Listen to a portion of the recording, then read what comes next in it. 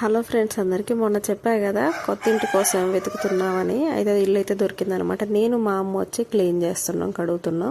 ఈ నెల 26కి షిఫ్ట్ కావాలి. షిఫ్ట్ అయ్యే సందర్భంలో నేను ఒక విషయాన్ని అయితే చెప్దాం అనుకుంటున్నా.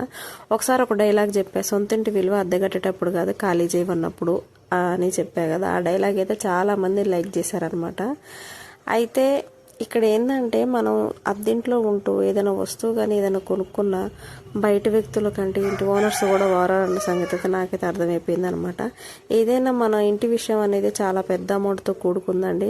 అలా అని చెప్పేసి మన చిన్న చిన్న ఆనందాలను అయితే పోగొట్టుకోలేము కదా. మేము ఇంట్లోకి ఏ వస్తువు కొనుక్కున్నా సరే, మొన్న రీసెంట్గా కారు తీసుకున్నా సరే, మీకు ఇల్లు లేదు కదా అని గుచ్చి చూపించడానికి చాలా మంది పిలవకపోయినా ఇంట్లో వచ్చి కూర్చొని ఆ డైలాగులు అయితే వేసారనమాట. ఇల్లు లేదు కదరా, ఇప్పుడు ఎందుకు అవసరం అన్నప్పుడు నీకు అవసరం అని అనడం మేము తిరిగి ఎంతలోకి చెప్పండి. కాకపోతే మేము అది మా సంస్కారం కాదు.